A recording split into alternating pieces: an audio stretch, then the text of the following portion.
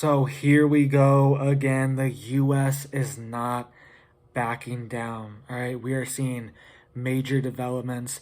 And is the US doing this in response to the call that Putin made to Western leaders? All right, I made a video about this yesterday, how he made an urgent call to Western leaders. And is this the response to the call that we're seeing now? Because the US is not backing down. The US seems like it is going tit for tat, right? So very big news, very big escalations, no de-escalations. All right, I guess there's one good, halfway good news that we have today, and we'll hit that. But the rest of it is just a lot of escalations going on in this WW3 that we are in, all right? And they can say it's not WW3 all they want. This has to be it. This has to be it, all right? How many different countries are in this? This has to be it, all right? So let's dive into these articles today, and a bunch of big news, so stick with us today. Thank you guys for watching these longer videos. Super blessed to have you guys watching, so let's dive in. So just to start out, all right, Poland is now began working on a 130-mile border fence, all right? So kind of strange, Poland's working on a border fence, and it says it is amid fears Russia is planning to orchestrate an influx of migrants from Africa and the Middle East, all right? So that's what Poland is warning, and they are building a 130-mile long fence, razor wire fence. All right, they're having their military out there building out 8-foot tall razor wire fences, multi-layer, along their borders to stop, quote, influx of migrants coming from Russia. It says Poland has begun working on a 130-mile fence amid concerns Russia is planning to amass migrants. The Kaliningrad airport is accepting flights from the Middle East and North Africa. The West believes last year's influx was orchestrated to destabilize the region, which Belarus has denied. Razor wire fence will be 8 foot high and will also feature an electronic monitoring system with cameras. All right, so something's going on, and it's one of these things. I mean, we see these countries build these borders, build these walls in times of war, you know what I mean? But then this idea is kind of ridiculed when it's not in times of war, right? I'm just saying Poland, all right, in the EU, in Europe, and they want to build a border for an influx of migrants because they're saying Russia is weaponizing them to destabilize the region. I mean, that sounds a little familiar. Sounds kind of like what's been happening in Europe and the United States for decades, but especially the past decade. It has been ramping up. The UK is always having influx of migrants coming in on boats, all right? People always joke how there's a giant moat around the UK, but they're still always having massive influx of migrants, all right? So, and these people could be weaponized. A lot of these people are desperate coming here, and they don't speak the language. They don't know, it's a culture clash thing too. They don't know exactly what to do in this culture, in the society, and there could be a weaponization if the society is overwhelmed, if certain cities are overwhelmed. So very real and very peculiar that Poland is admitting this and saying that, migrants influx could be weaponized, all right? Countries could use them against other countries to weaponize them and collapse their societies, right? So Spain's always dealing with this. Italy's always dealing with this. Tons of countries in the EU are always dealing with these migrant flows, and it hasn't stopped, right? And it takes a massive war for them to do something, right? And Russia could be doing this. Russia definitely could be weaponizing this. But who knows? This also could just be an excuse for them to build a border wall. I don't know. Who knows? I'm just throwing it out there. All right, so I just wanted to cover that because kind of ironic and also kind of an admission that people can be weaponized, right?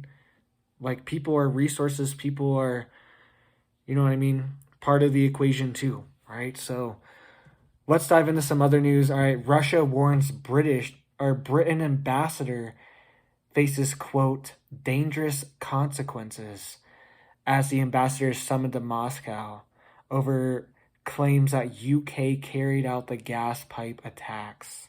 All right, so Russia is saying that they have evidence that the UK has essentially carried out these Nord Stream pipeline attacks.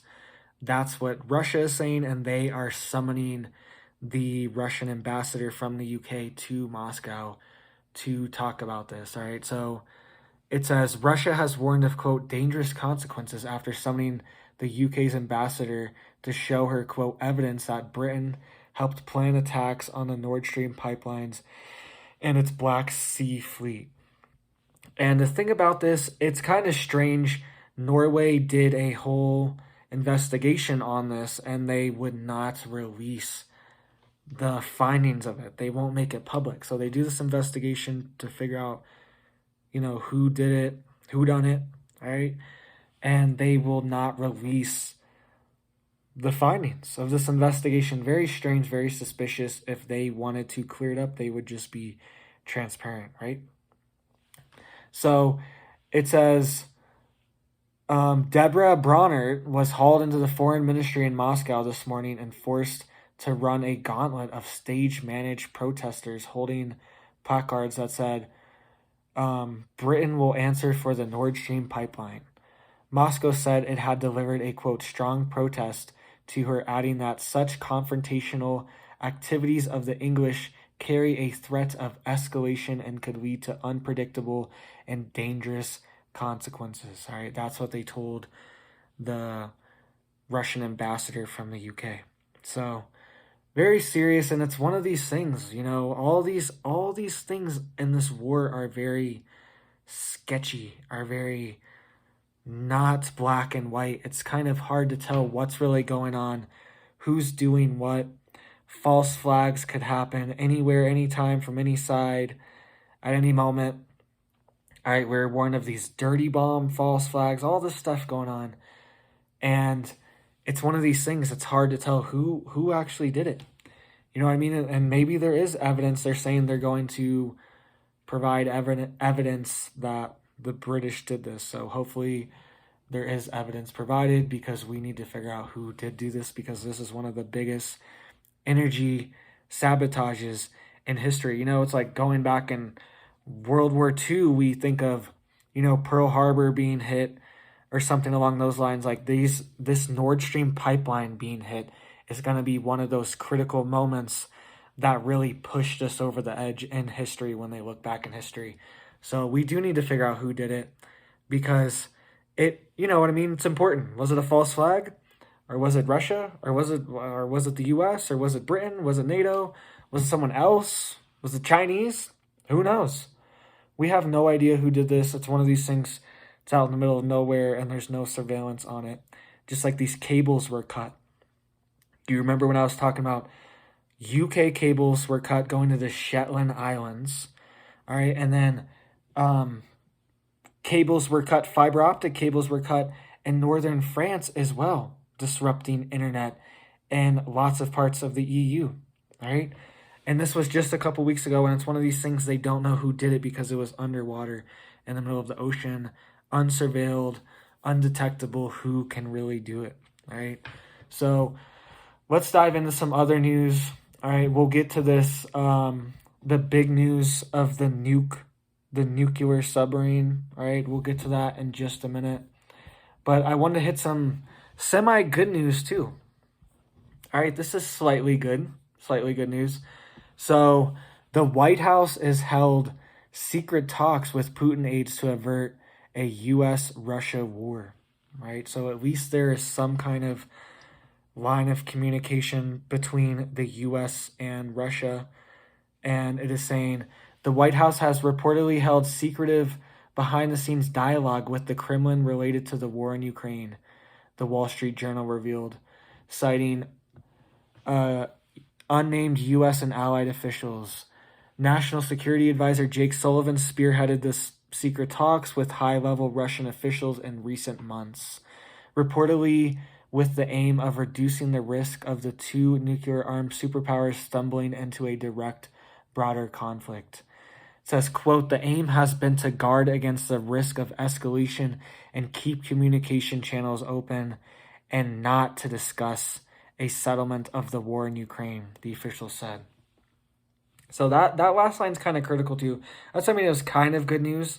It's kind of good news that this line of communication is open, so we know, like, there's not just a nuclear launch and nobody knows what's happening. Hopefully there's a communication response beforehand. But it says, this was from U.S. officials, the aim has been to guard against the risk of escalation and to keep channels open, not to discuss a settlement for the war in Ukraine.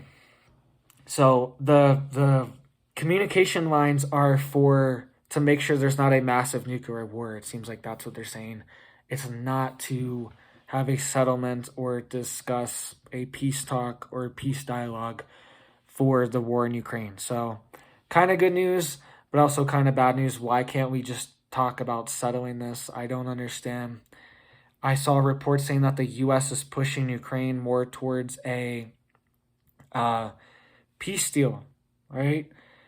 They're saying, like, to be open to a peace deal, but then the U.S. is also saying things like this, they're not going to discuss settling the war, right? So hopefully we can move towards a peace deal. I've seen zero rhetoric coming out. I've seen a little bit of rhetoric out of Russia, but then I've also seen nuclear war rhetoric out of Russia, so it's hard to tell what's really going on.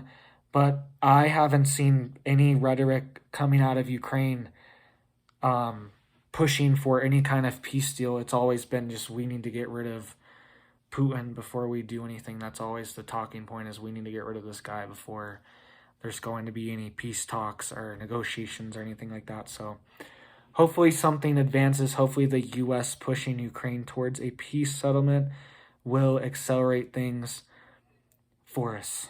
All right, so lots of big news going on. All right, let's dive into this. What's going on with the nuclear sub? All right, so the U.S. has been moving their nuclear subs all around international waters the past few weeks. I reported just a few weeks ago that they were in the Arabian Sea, and they were right up near Iran and Saudi Arabia, okay? They were right up in there, and they had a U.S. general board a ship and then board the submarine in open waters, in international waters, in the Arabian Sea, and made a whole publicity stunt about it. It was very strange. Just the scene, just like thinking about it from a bird's eye view of what's going on here. Saudi Arabia is right here. Iran's right here. And then we have our nuclear sub and have a top U.S. general boarding the sub in international waters. You know, the freaking things open and everything. Hatch is open and everything. And they're just like standing there going in and out of the sub. A U.S. general right in, you know, I mean, it's a very strange scene. Why is this happening? It seems like a threat almost, all right?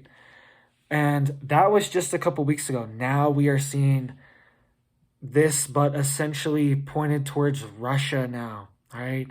So the U.S. has deployed their, quote, apocalyptic nuclear sub to the Mediterranean Sea. And they're saying it's, quote, a warning to Russia, right? That's what they're saying. So let's dive into this. It says, the Italian newspaper La Repubblica said the USS Rhode Island, which arrived in Gibraltar on November 1st, entered the Mediterranean Sea on Friday. The Ohio-class nuclear-powered ballistic missile sub can carry 24 Trident II missiles capable of hitting targets 18,000 kilometers away. All right. And it said, quote, The Rhode Island emerges in Gibraltar armed with intercontinental missiles and hundreds of nuclear warheads on a mission to give the Kremlin a warning, right? To give the Kremlin a warning. That's what they're saying. And it says the world's largest nuclear sub, the USS Rhode Island, has entered the Mediterranean Sea amid a high-stakes race between the U.S. and Russia for strategic sub-positioning. The USS Rhode Island, dubbed by the U.S. military personnel as the, quote, Rider of the Apocalypse. Rider of the Apocalypse. They call it like one of the horsemen of the apocalypse, this sub. So it's one of their apocalyptic subs for essentially the end of the world, all right? It's not a joke here, not a joke. Arrived in the port of Gibraltar on Spain's south coast on November 1st and was seen leaving the port and entering the Mediterranean Sea on November 5th, right? So the massive sub is capable of carrying 24 intercontinental ballistic missiles, which can engage targets up to 18,000 kilometers away, and it can carry up to 200 nuclear warheads. 200 nuclear warheads. Wow. These subs are flexible and survivable with the ability to patrol continuously as a highly effective element of the U.S. nuclear deterrence force, says the U.S. Navy. All right. 200 warheads, 24 intercontinental ballistic missiles that can strike from 18,000 kilometers away. Right? And we are sending this into the Mediterranean Sea to, quote, give the Kremlin a warning. It's just like one of these things, like all these movements, it only takes one mistake, right? It only takes one mistake for somebody to interpret this as a threat. You know what I mean? For Russia to see this and be like, wait, is this sub like entering our waters? Is this sub about to, you know what I mean? It only takes a little, it's all just discretionary. It only takes a little slip up for something to happen, right? It's a very dangerous game we're playing. Just like the U.S. was flying nuclear bombers over South Korea right near the border of North Korea while North Korea was launching ICBMs test missiles. It's just very dangerous, right? Very dangerous situation to be in, and to have our nuclear weapons flying over or in the water in these volatile regions. Honestly, the U.S. is nowhere near the Mediterranean Sea. I'm just going to be objective here. It's kind of like if Russia had nuclear subs up in the Gulf of Mexico or something, you know? It's kind of like, we would kind of be like freaked out, like, oh man. Russia announced it, that they made this big ordeal that they are moving their nuclear capable subs, quote, they're apocalyptic. Just imagine that. All right, if Russia's apocalyptic sub, they have a doomsday sub, they have this very similar thing. They have a sub that can activate these underwater drones that have nuclear weapons on them as well, and they can activate this nuclear tsunami, apparently, on the shore of whatever coast, any place in the world, and they're very deep underwater drones that are undetectable. This is apparently what Russia has, all right, and we are just kind of moving towards all this stuff, you know what I mean? Moving towards an event where somebody could interpret this as a threat, right? And imagine if this nuclear capable sub from Russia, this doomsday sub, was in the Gulf of Mexico, which is right up there next to Florida and Alabama and Louisiana and Texas and all that. That's the Gulf of Mexico. If you don't know where it is, I'm sure most of you know where it is, but I know some people don't. That's the Gulf of Mexico. What if there was a Russian nuke sub in this? Technically, it's international waters. Technically, right? It's technically international waters. What if it was just up in there?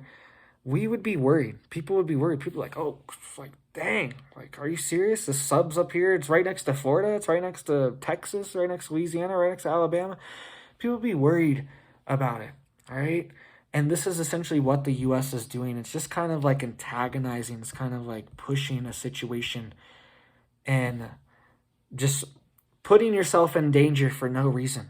If Russia was doing this, like, you better believe the U.S. would be ready to just like destroy the sub at a moment's notice if it needed to, right? The U.S. would be on guard, ready to go. And that's probably how Russia feels, like, oh, we're ready to destroy the sub at any moment if we need to. So I mean, it's just dragging us closer to the edge of a nuclear war, right? So let's hit a couple more things here, a couple more big news items that are coming out. And that was the really big one, though, because why are we doing this? Why are we doing this? Why are we deploying nuclear bombers and subs all over the world? All over the world. Just kind of asking for it, right? And I get the deterrence thing too, but it's also just, it's very dangerous to just be in people's backyards with nuclear weapons, kind of just like warning them, like kind of semi-threatening them. It's very dangerous, all right? So let's hit a couple more. So another 800,000 refugees will flee Ukraine this winter, right? 800,000. And it's saying because the infrastructure has been so destroyed that there's going to be no water or power or anything. And, you know, a lot of the main regions in Ukraine where people live and a lot of the big cities like Kyiv and Kherson, things like this, are not going to have power or water this winter. So people are fleeing. So it says another 800,000 refugees will flee Ukraine this winter, UNICEF warns. And it says the UK is looking into a $350 a month payment for Brits opening their homes to Ukrainians, right? So 350 euros a month, not dollars, I guess, euros a month, or I guess pounds. I don't know. I don't know what it is. I think this article has it in euros. But would you take 350 to house a refugee, right? Ukrainian refugee? And it's like, I feel bad, honestly. Like, I feel bad. I know there's like innocent people here. I know there's stuff going on, but there definitely are some innocent people here. There definitely are just random people in the middle of this that definitely don't deserve to be in the middle of this. That's definitely 100% true. But is it enough? Like, would that be enough to take somebody into your home, 350 a month with all this inflation, all this stuff going on? I mean, I don't know how you would be able to pay for all this stuff for another person for only $350. Maybe if it was a lot more money, if it was like $3,500 a month, they would get more people willing to do it. But then you just that would just bankrupt everything. That'd be an outrageous program, right? So it's just one of these things that, like, we are going to see more destabilization. We are going to see, just like this Poland warning, we are going to see more people moving around because regions are being destabilized, economies are being destabilized, everything's shifting. We are on the edge of a great reset, and it's like dominoes, okay? And it's all these less fortunate countries, all these countries that are at the back of the line, honestly, when it comes to like economies and everything else, wealth, power, military might, all this stuff, right? There's a line, right? There's just a line. That's how the world works. And all these countries at the back of the line are falling because they were already on the edge. They were already collapsing. They were already on the verge, very volatile, kind of just got up. A lot of them kind of just got their breath, kind of just got out of water. And they are all falling. The dominoes are falling. The small dominoes are falling by the hundreds, but the big countries are going to start falling too. And we're seeing all these small countries collapse, and they're influxing into the bigger countries, which is going to cause the bigger countries to collapse as well. The bigger economies, all this stuff, they're going to get overwhelmed and overrun. It's just all part of this. All these little things are just piling on for this great reset. It's just another kink in the great reset on top of everything else, all right, just to overwhelm us one more way, right?